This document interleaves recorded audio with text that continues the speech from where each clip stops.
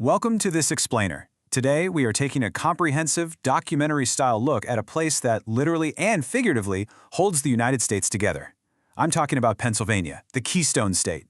We're going to explore how its geography, its deep industrial roots, and its incredibly diverse communities have shaped not just one state, but an entire nation.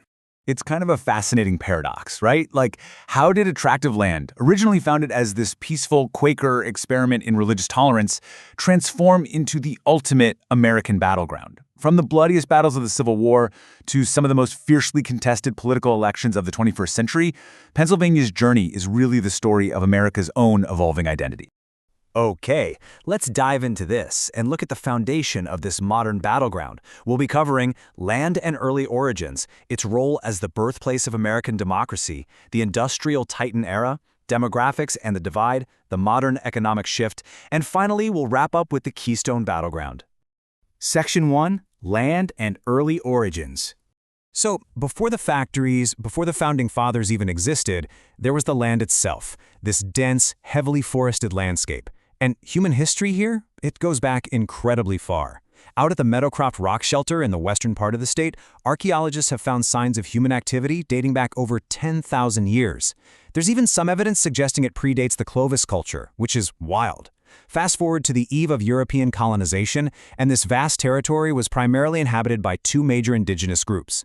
In the east, along the Delaware Valley, you had the Lenape, an Algonquian-speaking people.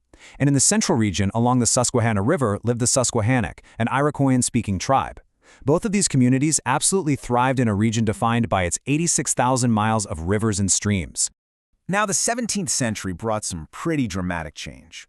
The Dutch and the Swedes were the first Europeans to assert claims in the Delaware River region back in the 1630s, but the true turning point came a few decades later in 1681.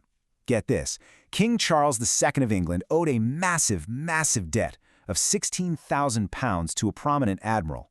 To settle this colossal debt, the king granted the admiral's son, William Penn, one of the largest land charters to an individual in history. And this brilliantly illustrates exactly how the state got its name.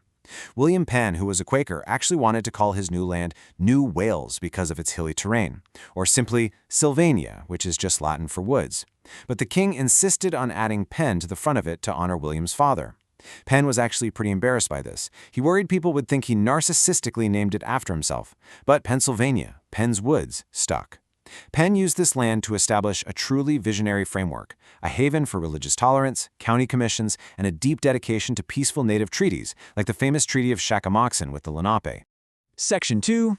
Birthplace of American Democracy. That Quaker foundation of tolerance and progressive governance totally set the stage for Pennsylvania to become the literal cradle of a new nation.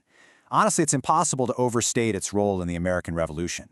Philadelphia was the absolute center of gravity. You had the First Continental Congress meeting there in 1774. Just 2 years later, the Second Continental Congress adopted the Declaration of Independence in that exact same city. After the war was won, the founders returned right back to the Pennsylvania State House, which we now know as Independence Hall, to draft the U.S. Constitution.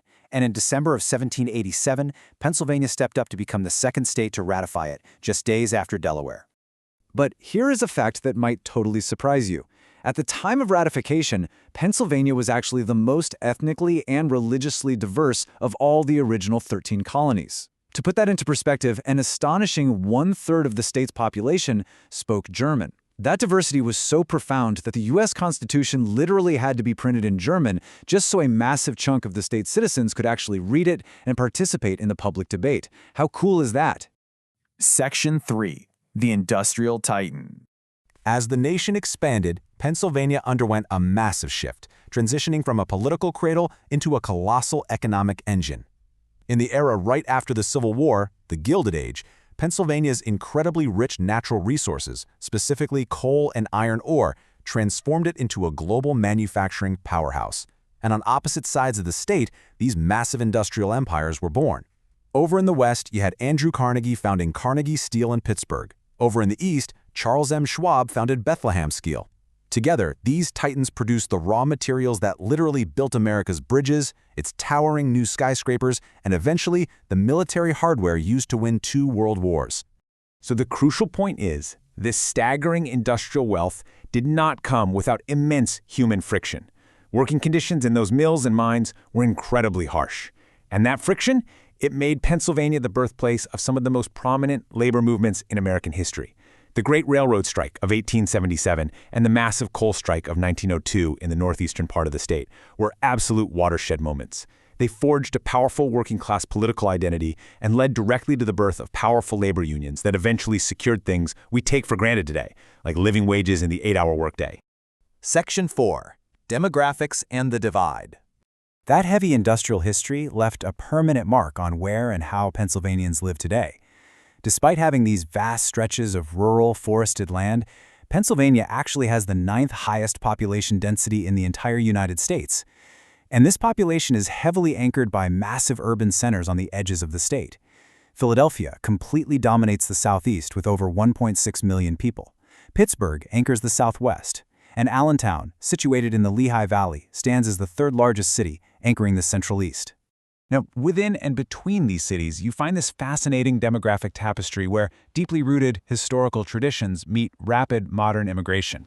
For example, Pennsylvania is home to over 47,000 Amish residents, which is the 2nd largest population in the country. Meanwhile, the state has seen some incredibly dynamic demographic shifts. Stateside Puerto Ricans have built a massive community, now making up over 40% of Allentown's entire population. And looking statewide, the Asian American population more than doubled between the years 2000 and 20. Section 5. The Modern Economic Shift. Now, what's really interesting about this transition is how the state survived a really tough era. The late 20th century brought severe challenges as the heavy manufacturing and steel industries declined, leading to massive job losses across the so-called Rust Belt. But Pennsylvania adapted.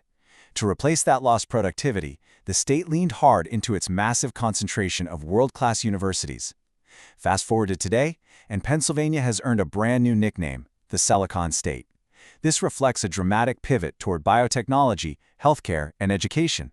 Today, Philadelphia and Pittsburgh are literally leading the globe in the development of cutting-edge cellular immunotherapies to treat cancer.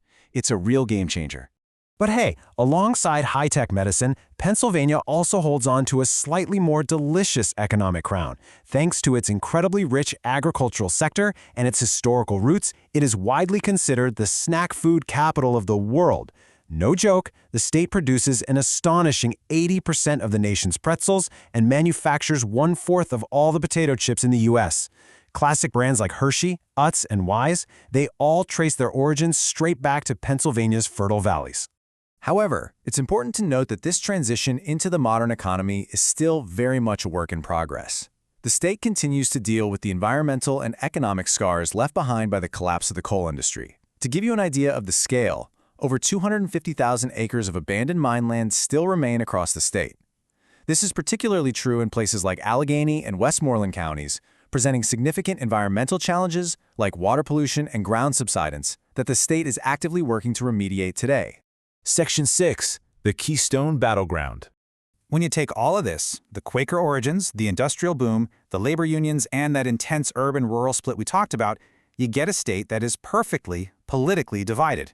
The renowned political consultant James Carville once summarized this reality with a famous, if maybe slightly hyperbolic observation. He said, "Pennsylvania is Philadelphia in the east, Pittsburgh in the west, and Alabama in the middle." Now, while that's a generalization, it impartially highlights the stark reality of the state's voting patterns. You have massive, densely populated urban centers with one set of political priorities, completely separated by a vast rural expanse with distinctly different, highly traditional values.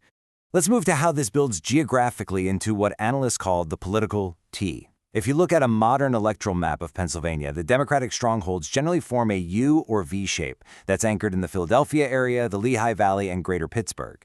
Conversely, the Republican strength dominates the vast rural central and northern counties, essentially forming the shape of a T, dropping down the middle and stretching across the top. Adding to all this complexity, the rapidly growing, highly educated suburbs surrounding those major cities are constantly shifting, effectively acting as the swing voters deciding both statewide and national elections. So when you step back and look at Pennsylvania, you're really looking at a microcosm of America itself. It has deep historical roots as a unifying neutral ground where the Constitution was quite literally forged. It experienced a meteoric industrial rise followed by a painful Rust Belt decline. It features a pronounced, undeniable geographic divide between rural and urban life, all while navigating the rapid changes of shifting suburban demographics and modern immigration. Which leaves us with this final profound thought. In every single election cycle, the eyes of the nation inevitably turn right back to the Keystone State. Given its rich, complicated history and its perfectly balanced, deeply divided present, will Pennsylvania continue to serve as the ultimate bellwether, charting the course for the future of the American Republic? It's a massive question, and understanding the roots we've covered in this explainer is absolutely the key to watching it unfold. Thanks so much for joining me on this deep dive into Pennsylvania.